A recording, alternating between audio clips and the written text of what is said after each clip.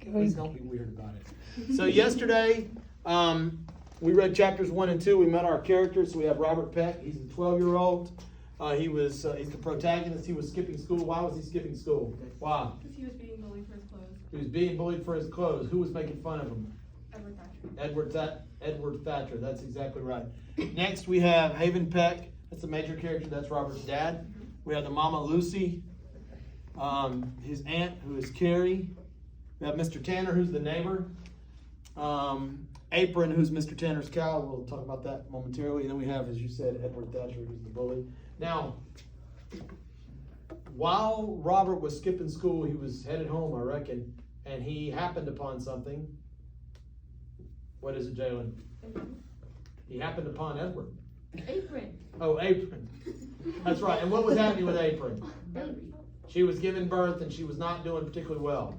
So he tied one pants leg around the neck of the calf and the other pants leg around a dogwood tree, set about thick as a fence post, and he got some kind of briar bush and spanked Apron until she walked forward, and then the calf came out.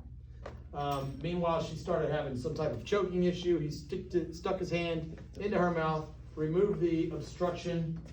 When he did, she took a deep breath, realized that a boy's hand was in her mouth, bit down on his arm, and took him for a ride. All right.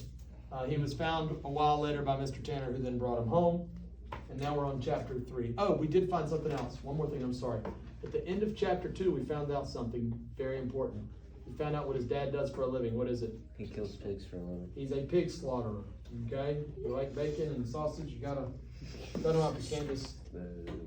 You gotta do all of the scrape the hair, poke out the eyes. Ew. Here we go. Chapter 3. Now look, I'm only gonna read a little bit and then you're gonna have to answer a question, so you better be paying attention. I was abed for almost a week. My first day up was Saturday. I planned it that way, so I'd have me 2 days out of bed and out of doors without a mind for schooling. I'm gonna read that again. I was abed for almost a week. My first day up was Saturday. I planned it that way, so I'd have me 2 days out of bed and out of doors without a mind for schooling. What's he saying right there? What was it? Colin? He's saying that it's the weekend, he has to have to go to school and use his brain. You're not, no. That's not always part of you. He planned to where whenever he woke up that he would be able to do something instead of going to school. That's right. You know how like sometimes you might be sick a few days, then like actually you wake up on Friday feeling a little better, but you fake being sick just so you're like, I don't feel like going back to school. It's a Friday. I'm just going to fake being sick. Tomorrow on Saturday I'll be miraculously well, and then I can go hang out with my friends. Haven't y'all done things like that before? Yeah. Remember I told y'all yesterday that good authors have things in their writing that everybody can identify with doing. We've all had that. Put your head up, Jackson. Listen to this next part. Good, said Papa when he saw me hobble down to breakfast in the kitchen. I can use a hand, and you look ready as rain. Julian, what's his dad saying there? He needs his son's help to go kill pigs. Well, it doesn't say to kill pigs. Well, to go to his job. Now, what's the kid about to do, Julian? Not go. Refuse. Somebody tell what the kid's about to do. Wait. Fake. I got it. Fake sick. He's going to fake being sick again. Listen up. I limped a bit more than need be, but it didn't do a lick of good. Haven't y'all done things like that before? Your parents would be like, oh man, my legs started hurting me, Dad. No, it's not hurting. Get out there. Cut the grass. Haven't y'all had that happen? All right. Kids are soft. An hour later, we were resetting a post in the fence that set Mr. Tanner's land apart from ours. This is interesting, y'all. Listen up. Fences sure are funny, ain't they, Papa? How so? Well, you be friends with Mr. Tanner, neighbors and all, but we keep this fence up like it was war. I guess that humans are the only things on earth that take everything they own and fence it off. Not true, Papa said. Animals don't put up fences. Yes, they do. In the spring, a female won't fly to a male till he owns a piece of the woods. He's got to fence it off. I didn't know that. Lots of times, when you hear that old robin sing, what he's singing about is, keep off my tree. That whistle you hear is his fence. Gee, ever see a fox? Sure, lots of times. I mean, really watch him? He walks around the land every day, wets on a tree here, a rock there. That's his fence. I can't tell of any more than that, but my guess would be that all living things put up a fence one way or another, like a tree do with its roots. Then it isn't like war. It's a peaceable war. If I know Benjamin Franklin Tanner, he'd fret more than me if his cows found my corn. He'd feel worse than it was the other way around. He's a good neighbor, Papa. And he wants a fence to divide his and mine, same as I do. He knows this. A fence sets men together, not apart. Let's look at that. Think about that.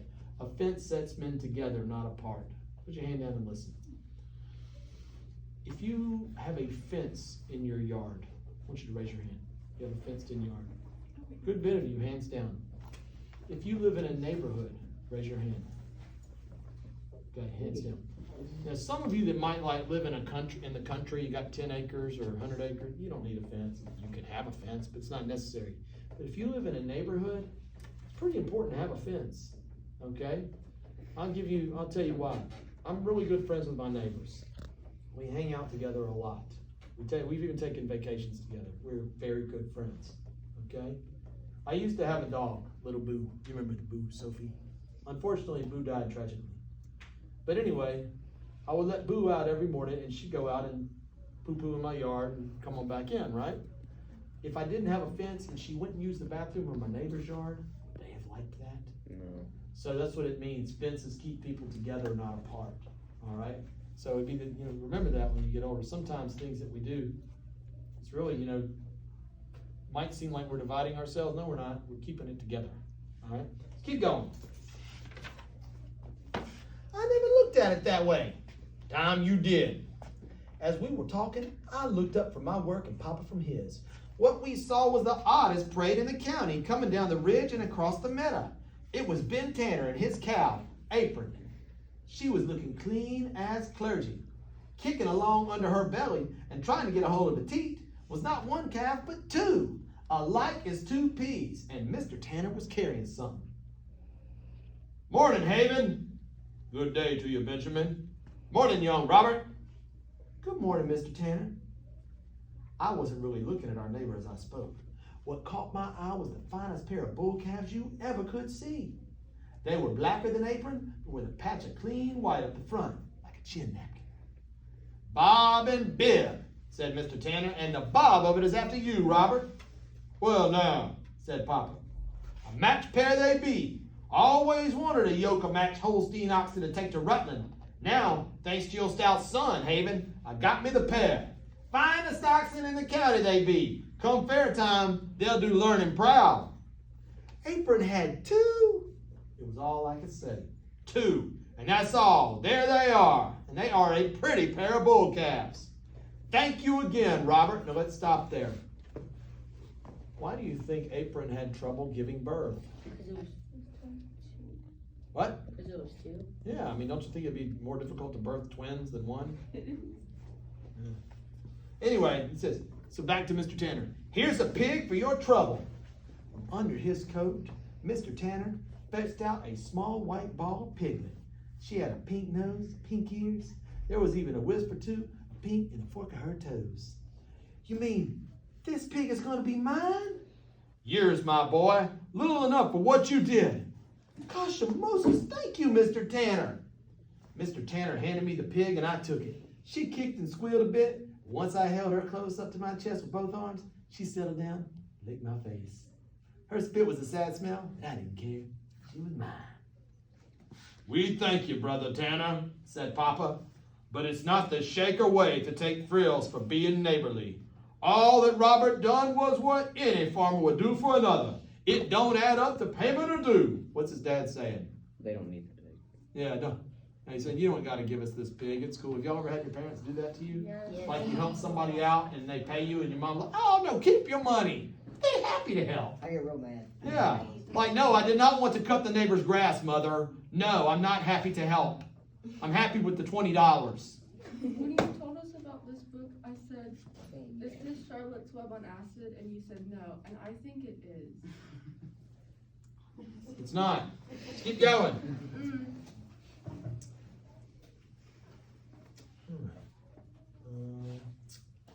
I felt sick. Real sick. Papa wasn't gonna let me have her. Haven, when is the boy born? February, I said before Papa could answer. Plumb forgot, said Mr. Tanner.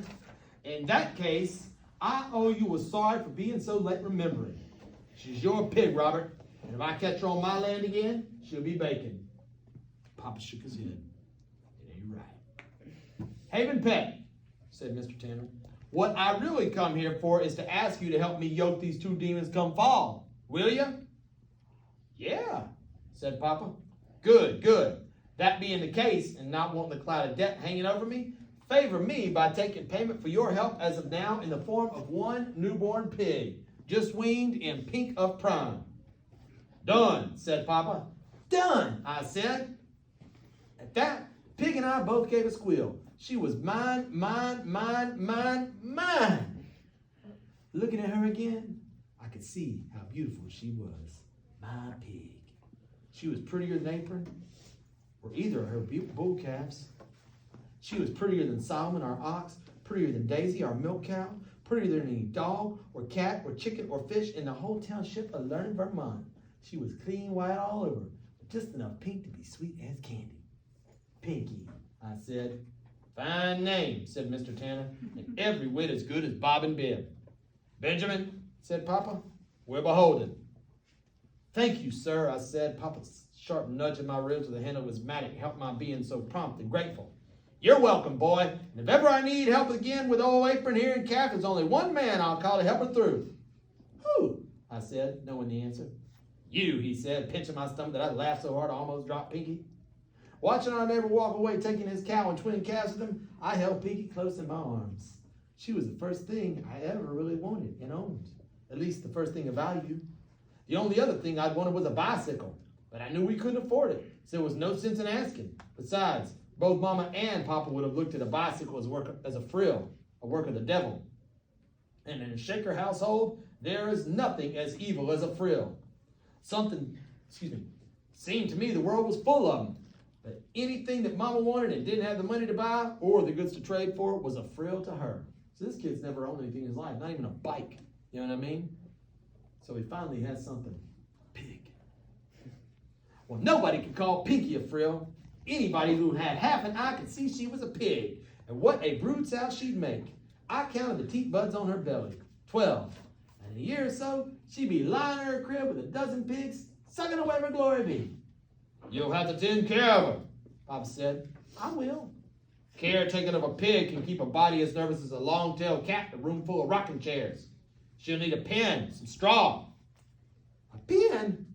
Of course a pen. Where do you think she'll sleep? Under your pillow? He gets me every time. Why? His dad's always got some kind of sarcastic remark. Where she gonna sleep? Under your pillow? Keep going. No, but I thought she could bed up with Solomon and Daisy. Can't keep swine and kind under the same roof. Says so in the book of Shaker. That means that you, Robert, are going to have to make her a place. Well, it won't have to be very big. Not today it won't. But do you idea how big she'll get? Before you know it, she'll weigh 20 stone. 20 stone? That's a lot.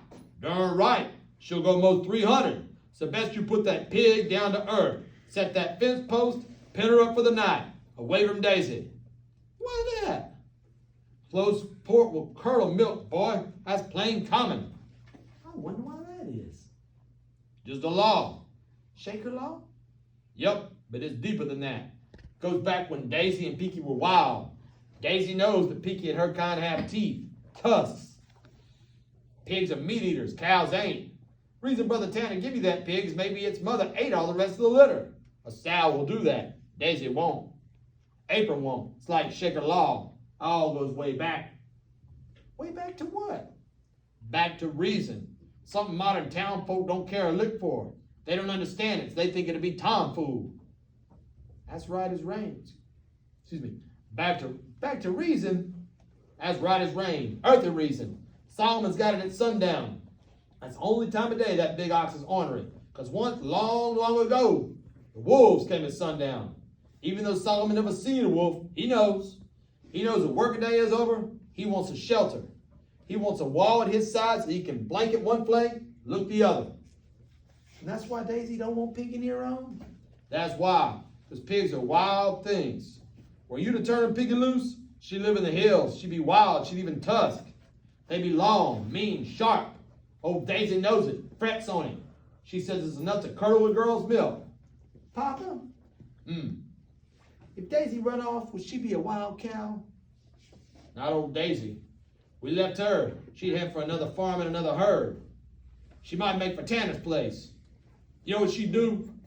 She'd wait for night, then head for a lighted house. The orange window, a home and hearth. You sure? Well, you remember we went camping all night up all the way up on top of Lead Hill? I remember. It's fun. You recall our bonfire, how big it was? Sure do. What animal come to us in the night just to share our flame you thought was a bear? Cow. You'd have had a gun that night, you'd have shot some farmer's sweet old cow. Papa, you recall what we did when that old cow stayed next to us all night? Come first light, we milked a bit of her. So you could have a cup of fresh warm milk for breakfast. And I could have a spoonful for my coffee. Is that stealing, Papa? Not hardly. Where my cow, I've shared with others. We didn't take but a glass. Weren't as though we stripped her dry. Do you think the Lord will forgive us? I think so. Somehow the good Lord don't want to see no man start a cold morning with just black coffee. Real quick, we had a new character introduced. Who? Pinky, the pig. Someone care to explain the irony? Bullet. His dad kills pigs. We have a pig slaughterer Cool. who now has a pet pig. I got a prediction. I got a prediction for Have it. you ever read the story? No. Go ahead. I think he's gonna like make his son like get it bigger, then one day he's gonna kill it. Maybe he's gonna try to. That might be what happens. So, Yeah, he'll act like he likes the old pig and feed him, make him big and fat. But I But mean, then it does the say day is a pigs day would no die. pigs. Keep in mind, it's called A Day No Yeah, I know. Pigs Would Die. So I think his dad's gonna have a change of heart. Yeah. His dad's gonna try to kill it. This is possible.